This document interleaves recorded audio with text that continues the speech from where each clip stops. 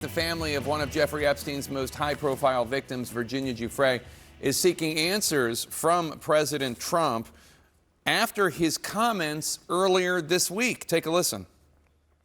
He took people that worked for me, and I told him don't do it anymore, and he did it. And I said, stay the hell out of here. Mr. President, did one of those stolen, persons, does that include Virginia Giuffre? I don't know. I think she worked at the spa.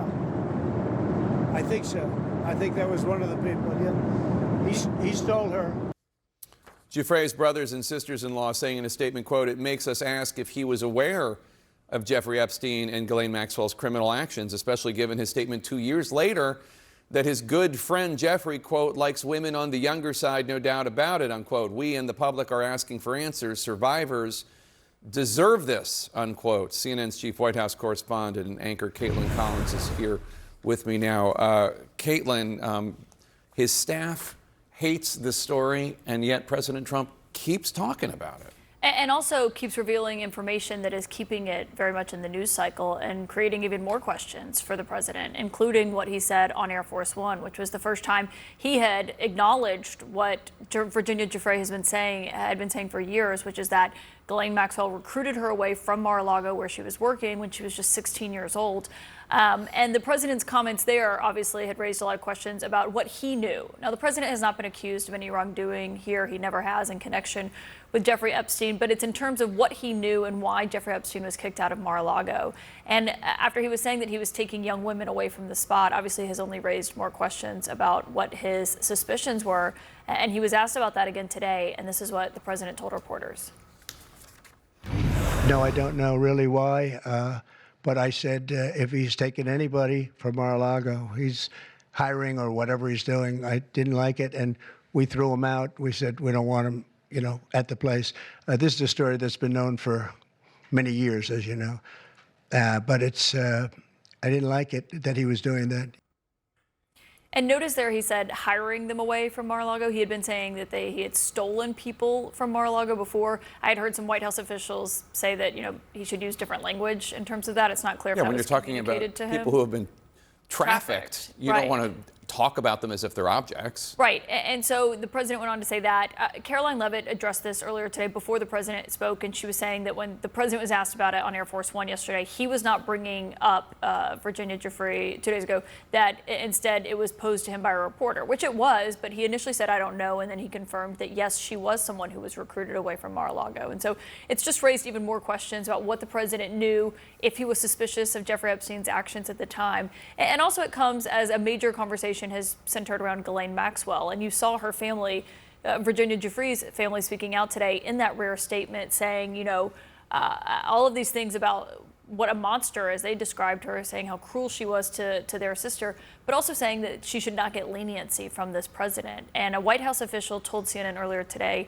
right now he's not currently considering it. But notably, the president has not ruled that out when he's been asked personally by reporters. There's no reason to give her clemency. If the Attorney General or the Deputy Attorney General want answers from Ghislaine Maxwell, they can convene a grand jury and force her to answer the questions, and she pleads the fifth, they can have the judge impose penalties on her. This clemency thing is just this bizarre thing. There's no need to do it. But he hasn't ruled it out, which I just think is notable. I mean, clearly he does not want to put himself in a box there. It's also notable that he said when she went to prison that he wished her well.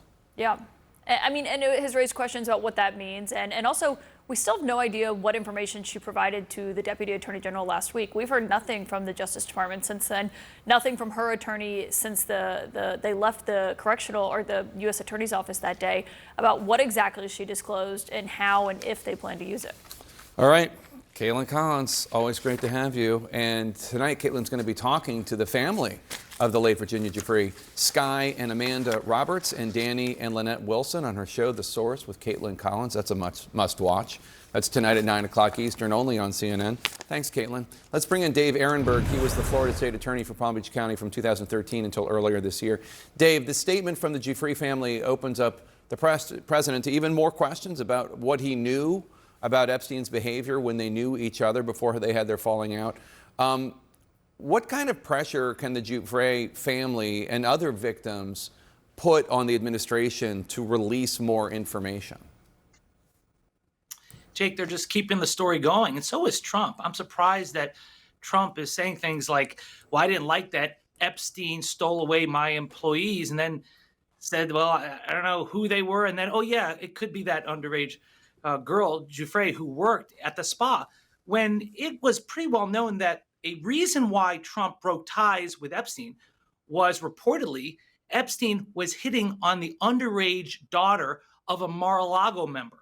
Now, I don't know why Trump doesn't focus on that, instead talking about that he broke off with Epstein because Epstein was trying to hire away one of his employees. That just is bizarre and opens up many more questions and results in what you saw with the Giuffre's family saying, hey, what's going on here? Yeah. And so all this just keeps the story going, and it doesn't have to keep going like this. You know Attorney General Pam Bondi well. She used to be the Attorney General of Florida. Do you have a sense of how much of a priority this case likely is for her, given the high level of public interest, but also the precarious position this seems to put the White House in, where they have this story, this drumbeat of a story that they hate, that President Trump keeps feeding? It's impossible to ignore it, Jake. This is what people are talking about. And she's been dealt a tough hand here because members of the administration, we're talking about the heads of the FBI, Kash Patel, Dan Bongino, were spreading these conspiracy theories. And now the bills have come due.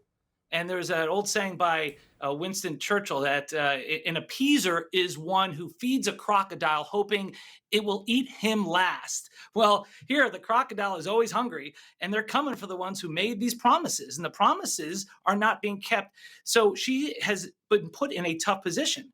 And so that's why she's trying to at least put stuff out saying we're going to go to the grand jury. We're going to try to get that release, a grand jury transcript, but that's not going to satisfy anyone. The conspiracy theorists who have been fed all these lies over the years are not going to be satisfied until the full Epstein file is released and Bill Clinton's name's at the top of it. So I don't see this going away anytime soon. You have a view, most of us do not, given your experience in Palm Beach County in the legal system. Do you have any understanding as to why Epstein in that 2005 to 2008 period was so coddled by prosecutors in Florida, including your predecessor, Barry Critcher, and then U.S. Attorney Alex Acosta? Like, what was the reason for it? Why would they be so lenient? Why would they only indict him for one victim instead of the 34 who were available to talk? You know, I don't know the answers, Jake. I know mistakes were made. I do know that at the time this happened, which was years before I became state attorney. In fact, Barry Critcher was there 3 state attorneys before I got there. But at the time, the law in Florida made underage girls who took money in exchange for sex acts into prostitutes, criminals. Now they're rightly seen as victims. The law has changed.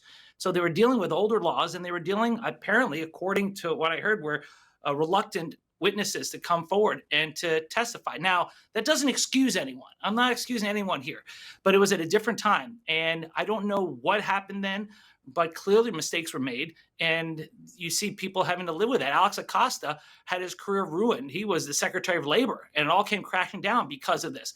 The thing that troubled me the most is this non-prosecution deal that gave immunity to unknown co-conspirators. I've never seen that happen before. That was at the federal level, not the state level. So there are still a lot of unanswered questions, and the grand jury transcripts are not going to answer them. I'm not even sure if the Epstein files, if released, will answer them.